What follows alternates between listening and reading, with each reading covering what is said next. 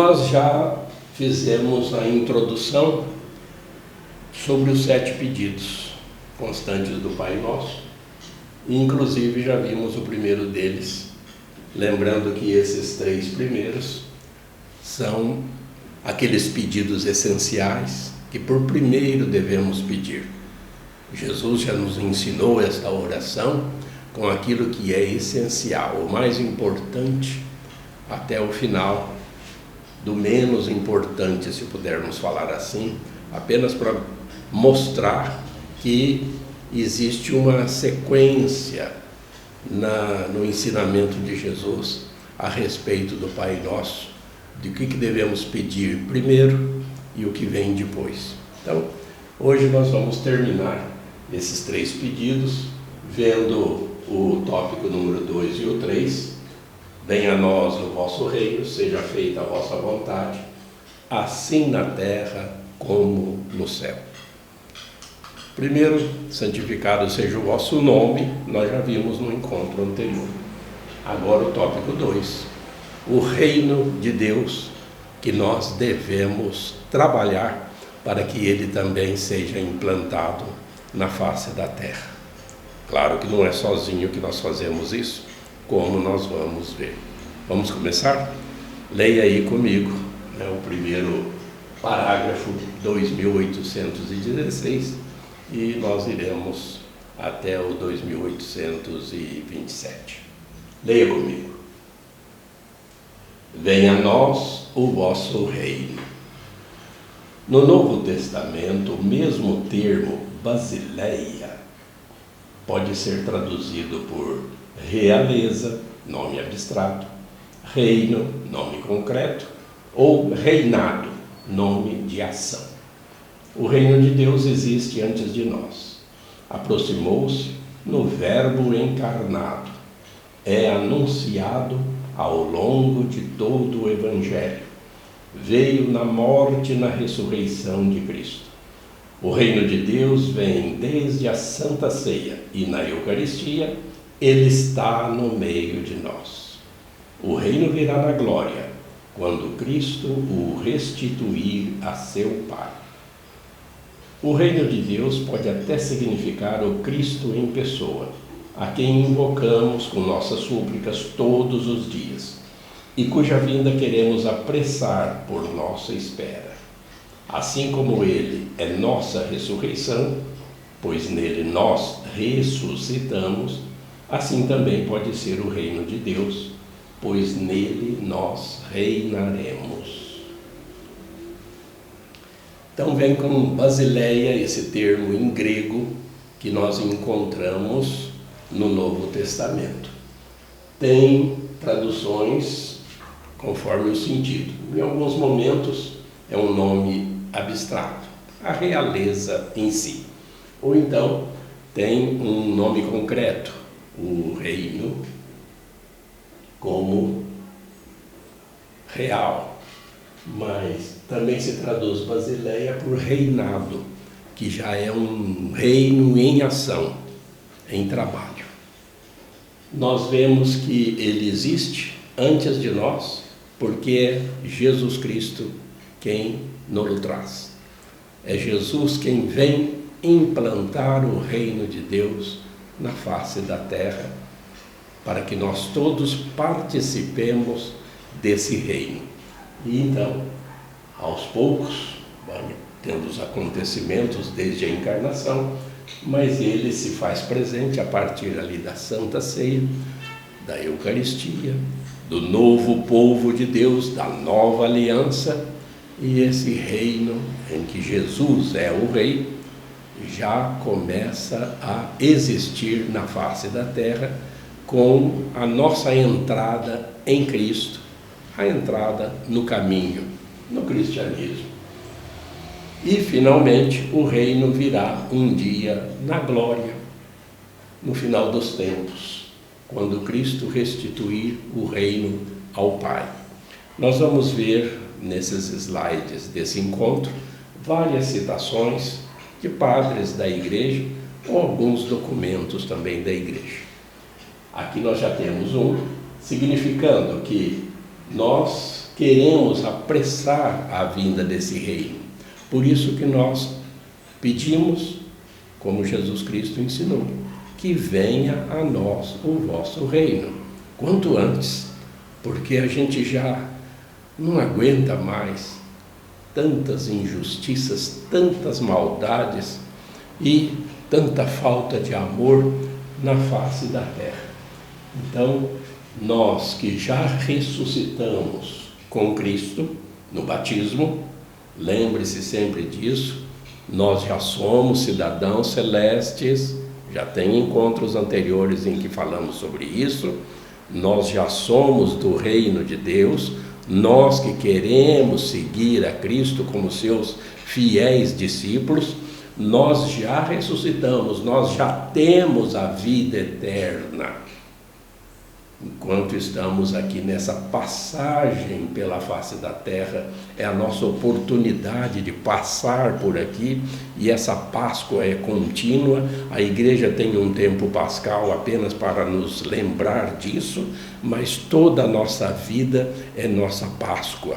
Nós já ressuscitamos com Cristo, que já derrotou a morte, e nós um dia teremos a Páscoa definitiva, a passagem definitiva para a próxima fase da vida, quando chegaremos aos céus e já estaremos em Deus, por Cristo, com Cristo e em Cristo. Então esse nosso pedido, ele é essencial, já é o segundo, do Pai Nosso. Primeiro, santificado seja o vosso nome, e que venha a nós o vosso reino. Maranatá, leia aí.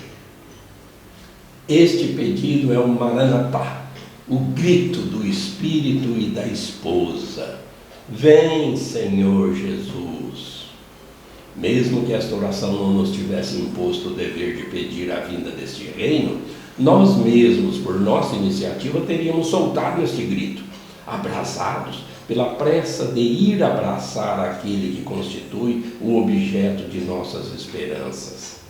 As almas dos mártires sobre o altar invocam o Senhor com grandes gritos: Senhor santo e verdadeiro, até quando tardarás em fazer justiça, vingando nosso sangue contra os habitantes da terra?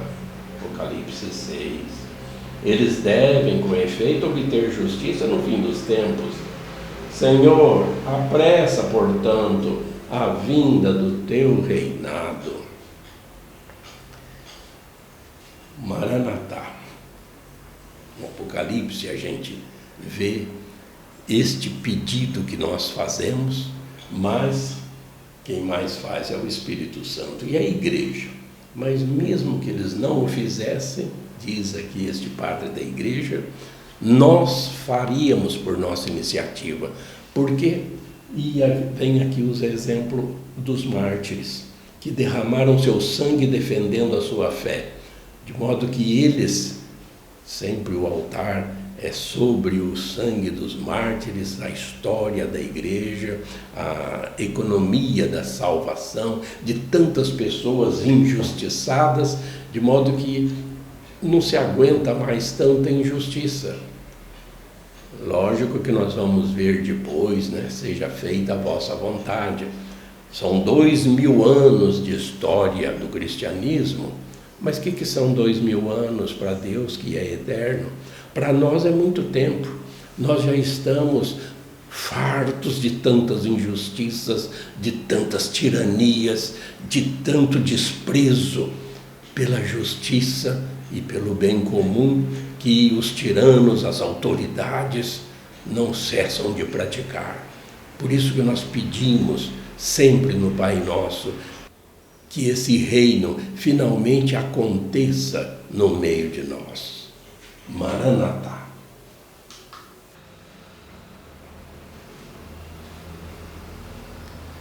Vamos continuar lendo. Leia comigo. Na oração do Senhor, trata-se principalmente da vinda final do reinado de Deus mediante o retorno de Cristo. Mas este desejo não desvia a igreja da sua missão neste mundo. Antes, a empenha ainda mais nesta missão. De fato, depois de Pentecostes, A vinda do reino é obra do Espírito do Senhor, para santificar todas as coisas, levando à plenitude a sua obra. O reino de Deus não é comida e bebida, mas é justiça e paz e alegria no Espírito Santo. Paulo em Romanos 14. Os últimos tempos que estamos vivendo são os tempos da efusão do Espírito Santo. Trava-se, por conseguinte, um combate decisivo entre a carne e o Espírito. Só um coração puro pode dizer com segurança: venha a nós o vosso reino. É preciso ter aprendido com Paulo para dizer que o pecado não reine mais em vosso corpo mortal. Quem se conserva puro em suas ações, em seus pensamentos e em suas palavras, pode dizer a Deus: venha o vosso reino. Então é o Espírito Santo neste tempo pós-Pentecostes, nesses 2000 anos, que para Deus não é nada. O que são 2000 anos? Para a eternidade de Deus, Deus que é eterno, para nós é muito, mas é o tempo do Espírito Santo levar à plenitude a obra de Jesus Cristo. Só que esta missão também compete a nós, na prática da justiça, na prática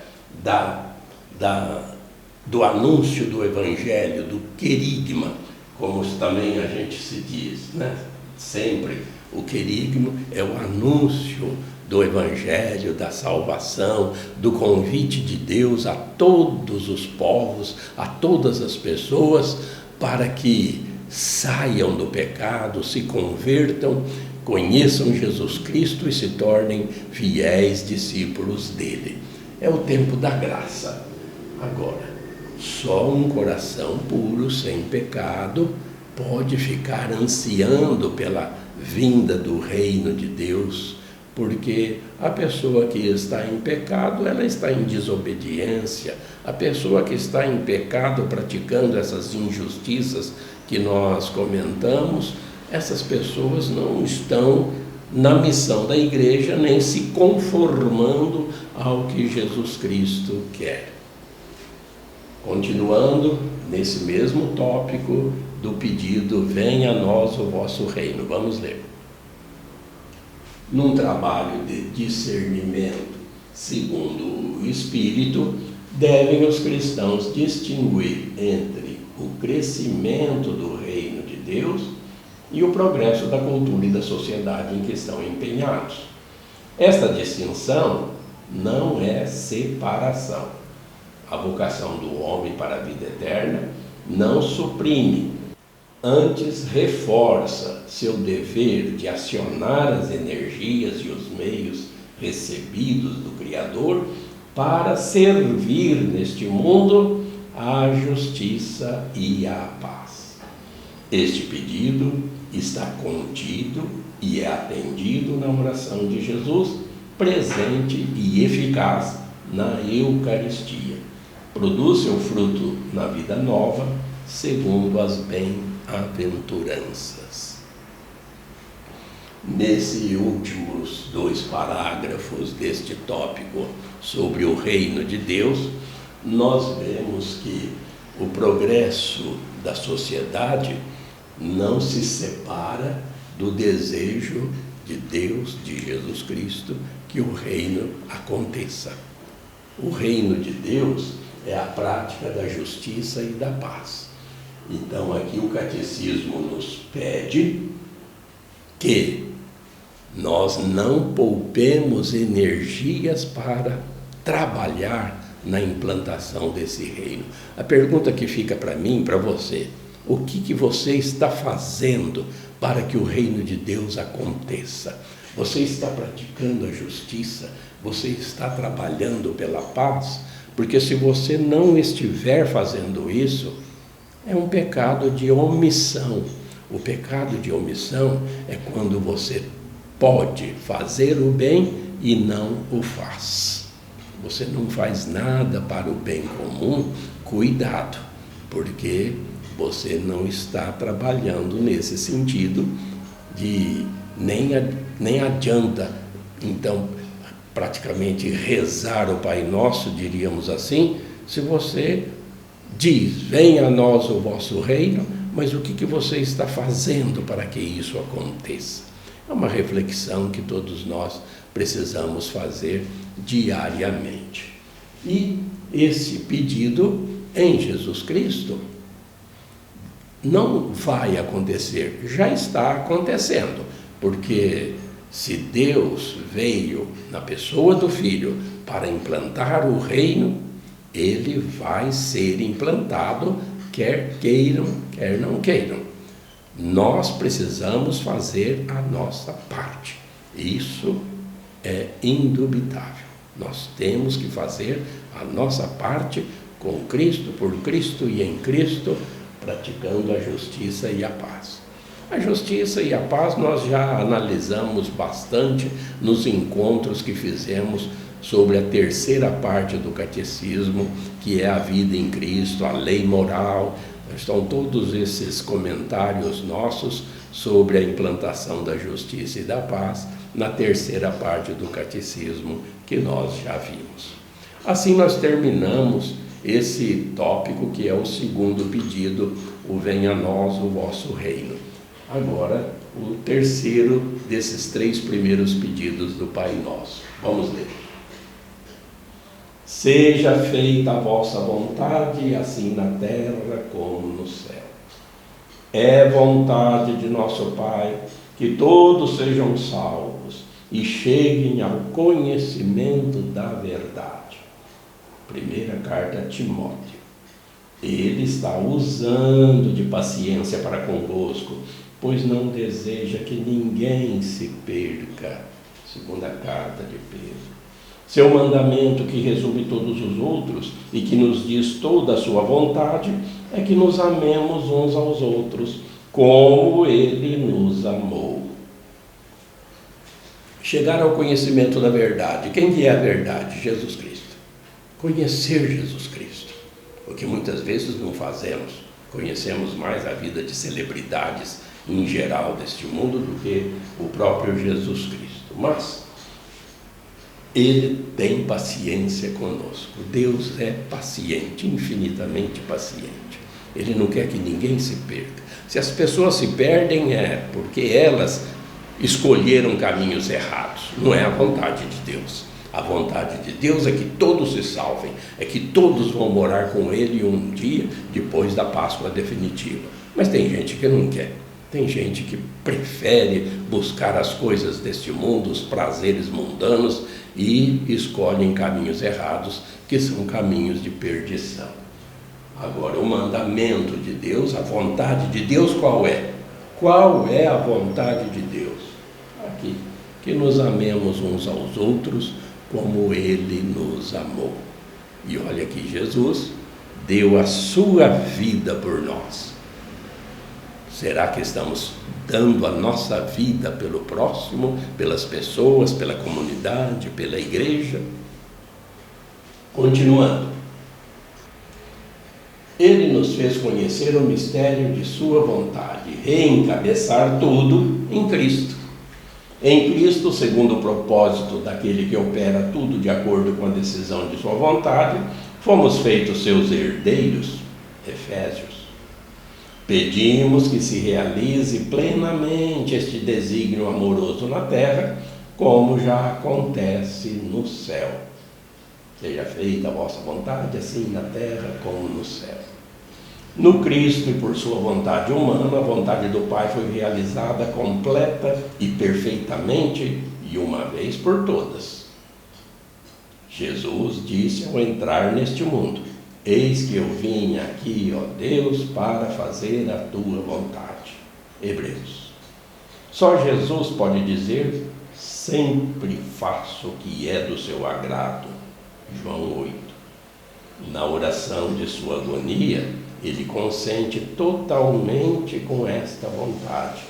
Não seja feita a minha vontade, mas a tua. Lucas. Por isso, Jesus se entregou por nossos pecados, para nos libertar do presente mundo mau, segundo a vontade de nosso Deus e Pai. Gálatas. É em virtude desta vontade que somos santificados pela oferenda do corpo de Jesus Cristo, realizado uma vez por todas. Então, com esta oração, nós estamos sabendo que no céu só tem gente boa, né? Lá no céu só tem santos, anjos e santos, de modo que lá a vontade de Deus já é plena. Assim como é lá, nós queremos que seja aqui também, na face da terra. Claro que depende também de nós fazermos a nossa parte. Jesus, como homem, ele mostra toda a sua obediência à vontade do Pai, porque nós devemos ser imitadores dele. Então Jesus já diz que veio para fazer a vontade do Pai. E só Jesus pode dizer: sempre faço o que é do seu agrado, porque Jesus não peca, Jesus não tem pecado, Jesus não falha. Então só ele de fato pratica essa vontade do Pai. Nós nem sempre, porque somos falhos, porque pecamos.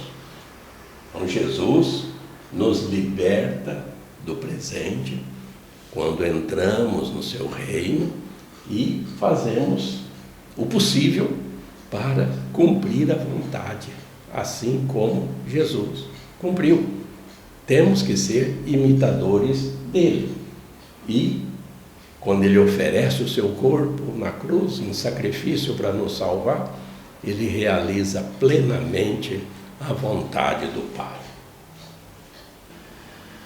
Jesus, sendo filho, aprendeu o que significa a obediência por aquilo que ele sofreu, Hebreus. Com maior razão, nós, criaturas e pecadores, que nos tornamos nele filhos adotivos, pedimos ao nosso Pai que una nossa vontade de seu Filho para realizar sua vontade, seu plano de salvação para a vida do mundo.